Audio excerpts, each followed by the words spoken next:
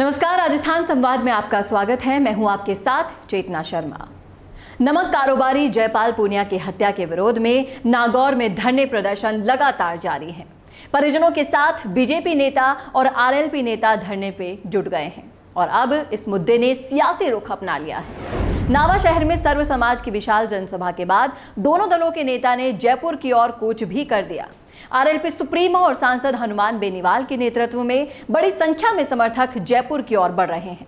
इस दौरान जोबनेर में जयपुर की तरफ जाते समय पुलिस से कुछ लोगों की झड़प भी हुई। इस दौरान सांसद ने कहा कि लोकतांत्रिक रूप से हम अपनी बात रखने जा रहे हैं। इससे पहले नागौर में जनसभा के दौरान सांसद बेनीवाल ने सरकार और प्रशासन को आधे घंटे में सभी मांगे मानने का अल्टीमेटम दिया था। जैसे ही आधे घंटे का समय पूरा हुआ, उन्होंने मंच से ही सभी से चर्चा करके जनसमूह से पूछकर जयपुर की ओर कूच कर दिया। इसके साथ ही सभी गाड़ियों में बैठकर जयपुर के लिए रवाना हो चुके। भाजपा के पूर्व विधायक हरीश कुमावत अनिश्चितकालीन अनशन पर बैठ गए हैं। नावा नगर पालिका के 10 भाजपा पार्षद भी एक दिन के लिए अनशन पर बैठ गए। आपको बता दें कि नावा में सैकड़ों की तादाद में राष्ट्रीय लोकतांत्रिक पार्टी, बीजेपी और सर्व समाज के लोग हत्यारों की गिरफ्तारी की मांग को लेकर अब आंदोलन करेंगे। नावा में दिन दहाड़े भाजपा नेता और नमक व्यापारी जयपाल पूनिया को गोली मारकर हत्या कर दी गई। इस मामले में एक तरफ जहां पुलिस के हाथ अभी तक पूरी तरह से खाली हैं, तो वहीं दूसरी तरफ मामले को लेकर सियासी तलवारें भी खिंच चुकी हैं। इस मामले को लेकर स्थानीय विधायक और उप मुख्य सचेतक के खिलाफ मृतक की पत्नी द्वारा मामला दर्ज करवाने के बाद अब भाजपा और रालोपा दोनों ही दल महेंद्र चौधरी के खिलाफ जमकर बयानबाजी कर रहे हैं। रालोपा सुप्रीमो और नागौर सांसद हनुमान बेनीवाल ने दोबारा अपने आरोप दोहराते हुए कहा कि जयपाल पूनिया की हत्या में सीधे सीधे महेंद्र का हाथ है। महेंद्र चौधरी से बातचीत के बाद ही सारा प्लान तैयार हुआ था।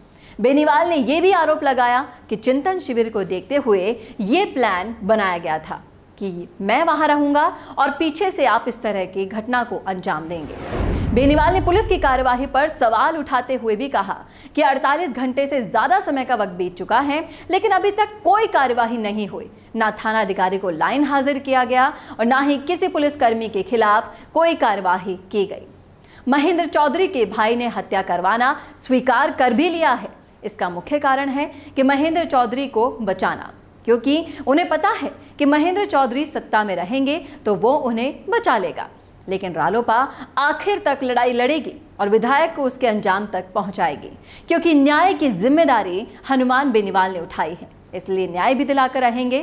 कुछ लोगों को वहम है कि हत्यारे विधायक के भाई जीजा और साला 2-4 दिन में बाहर आ जाएंगे, इसीलिए ये वहम निकाल दो, क्योंकि कोई भी ताकत अपराधियों को अब बचा नहीं पाएगी। जब प्रधानमंत्री को झुका के कृषि बिल वापस करानी है तो गहलोत को तो चुटकी में झुका दे। उन्होंने ये भी कहा कि जब प्रधानमंत्री को झुकाकर कृषि बिल वापस कर दिया तो गहलोत क्या चीज है, उनसे भी हम अपनी बात मनवा कर रहेंगे। तो ये थी हमारी खास रिपोर्ट। कैसे लगी आपको कमेंट करके जरूर बताइएगा कमेंट बॉक्स में। साथ ही ऐसी ही और रिपोर्ट्स और अपडेट्स के लिए देखना ना भूलें राजस्थान संवाद। नमस्कार।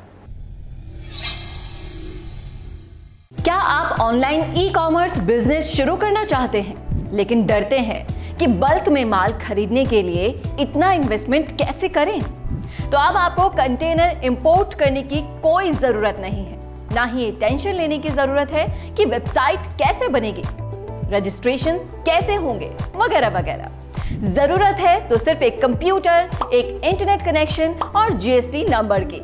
ऐसा कैसे हो सकता है? ये सब होगा। ये सवाल अगर आपके दिमाग में आ रहे हैं तो बिना देर किए तुरंत कॉन्टैक्ट करिए हमारे ई कॉमर्स कंसल्टेंट से।